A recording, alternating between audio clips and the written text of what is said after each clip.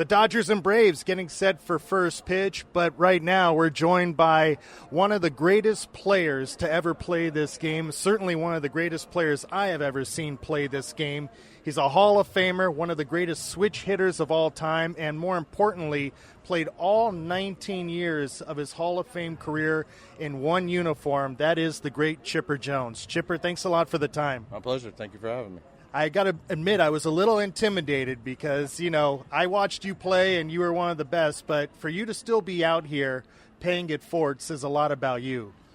Well, it's the baseball coach in me. My dad was a baseball coach at the high school and collegiate level for a better part of 30 years, and, it's been ingrained into me.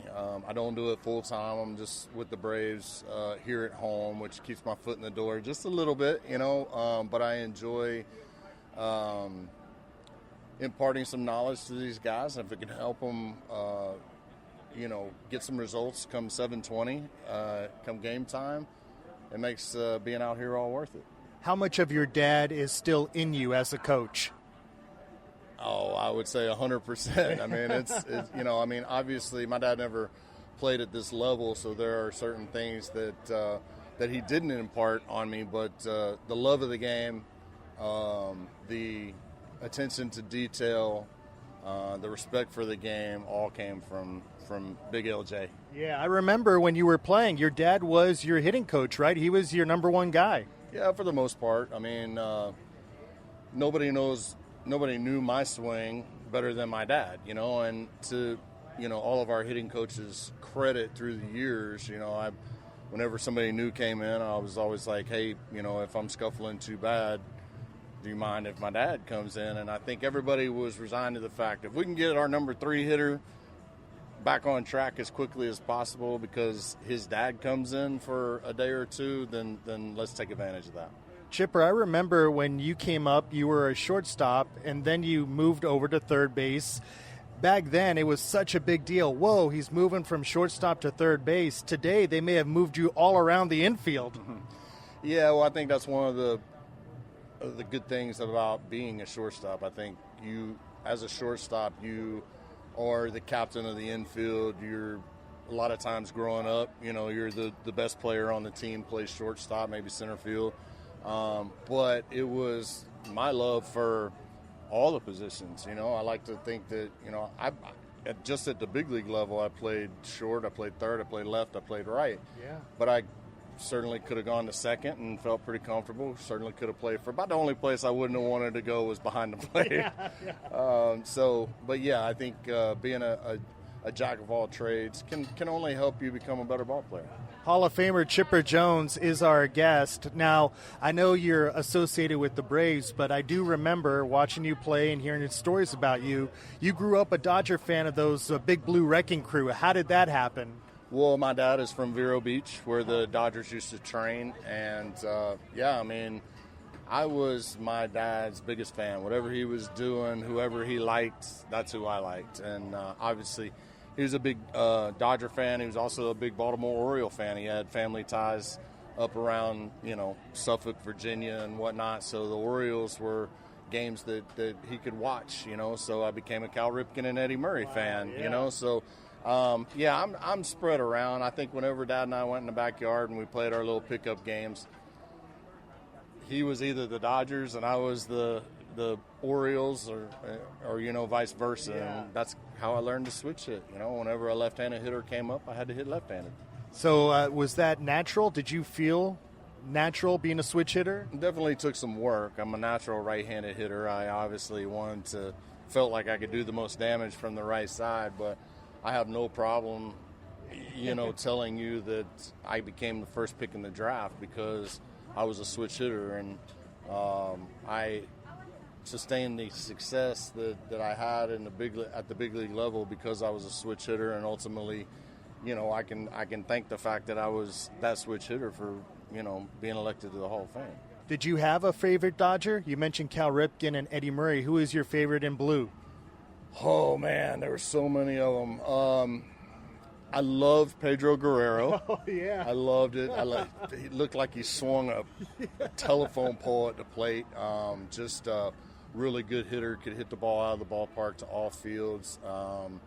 Loved Reggie Smith, obviously a fellow switch hitter, followed him around, got a chance to experience Reggie as a hitting coach in the World Baseball Classic in 2009, so that was a career highlight. Big Sosha, big Yeager, Steve Garvey. The Dodgers back in the day may have had the smallest infield of all time if you think about Garvey, Lopes, Russell, and Say. Yeah. And the Penguin was pretty fun to watch over there at third base, too. He always got overshadowed because Mike Schmidt was so good, but he could stand alone in his career. Yeah, just a little spark plug, could hit the ball out of the ballpark, played solid third base. Nothing really spectacular, but I enjoyed watching the consistency of the Dodgers through the years, through my formative years. Well, obviously you had a lot of consistency in your career getting to the Hall of Fame. Now, one thing I wanted to ask you as far as hitting goes, does Chipper Jones have pillars of hitting when you teach? What did you lay your hat on? What did you always fall back on? What is the key, the root of being a good hitter? Well, it depends on.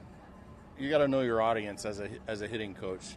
If a guy wants to stand on the plate and yank, and hit 35, 40 homers, I can help you do that. But most guys want to hit the ball from foul pole to foul pole. They want to be the toughest out possible. That's really my strength.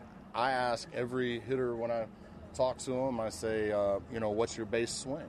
And the base swing is built right there, in the cage, down underneath. For me, it was staying on the fastball away and trying to hit as many line drives, through the middle of the cage. And whenever things kind of went sideways for me, I'd get on the tee, I'd put it on the outside corner, and I'd try to always go back to my base swing. So one thing I try and tell everybody is, hey, work on a base swing so that when you do go in those little funks, which everybody will do, you have something solid that works that you can go back to and get back on track as quickly as possible. Hey, tee work. Sean Green used to talk about that. The tee will never lie to you. If you're coming out and around the ball and coming over the top of it and hitting ground balls to second base, the tee will tell you. If you've got a loop in your swing and you're popping balls up into the top of the cage, the tee will tell you. On the flip side, if you are hitting the ball through the middle of the cage all the way through, to the end of the cage and hitting solid line drives, the tee tells you that you're doing everything correctly. Hey, that Southern twang voice is none other than the voice of the great Hall of Famer Chipper Jones. Before I let you go, you knew Jason Heyward and Freddie Freeman when they were teenagers. What's it like now to see them not only where they're at in their careers, but also wearing a Dodger uniform? Yeah, you're seeing two guys kind of on opposite ends of the spectrum. Obviously, Freddie is one of the best players in the game. It's been so good to watch his maturation process through the years, and he's going to be a perennial top 2 or 3 MVP candidate pretty much every year, and it's fun to see that maturation process. With Jason, he got such a tremendous start in his career, but got into some bad habits, and he's trying to fight his way out. I keep up with both of them. I love both of those kids. They are tremendous human beings, tremendous ball players. Jay Hay still has something to offer because he is a plus defender out in the outfield, and it was good to see him get off to a good start with you guys this year, even though I know he's struggled a little bit of late. Hey, Chipper, that says a lot about him to trust to just deconstruct and build back up at this point. I can't tell you how many times during the course of my career I had to go back to step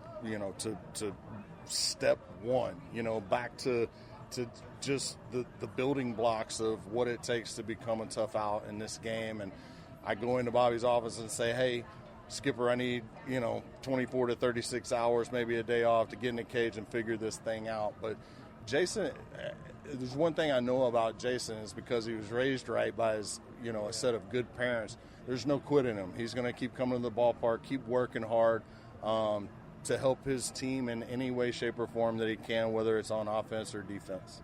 Chipper, this has been a thrill for me growing up watching you play your entire career. Young David Vassegh threw you a baseball at Dodger Stadium behind home plate. You said you would sign it if I could throw it from behind the dugout, Dodger dugout, to where you were behind home plate. I got it there, boomeranged the Sharpie to you, and you threw it back a couple of rows behind me, and I got the baseball. Well, I'm glad you normally out there in L.A., somebody else gets it. They're not going to give it back to you. So you lucked out on that one. But always a pleasure. Always enjoyed going out to Los Angeles, one of my favorite places to play. And a lot of great memories there. And hopefully we get to see each other in another postseason here coming up. Oh, I have a feeling we may. Thanks a lot, Chipper. My pleasure. There he goes. Hall of Famer Chipper Jones has been our guest, and he'll receive a gift from Travis Matthew. You can visit them at travismatthew.com. We'll send it back to you in the studio, Tim.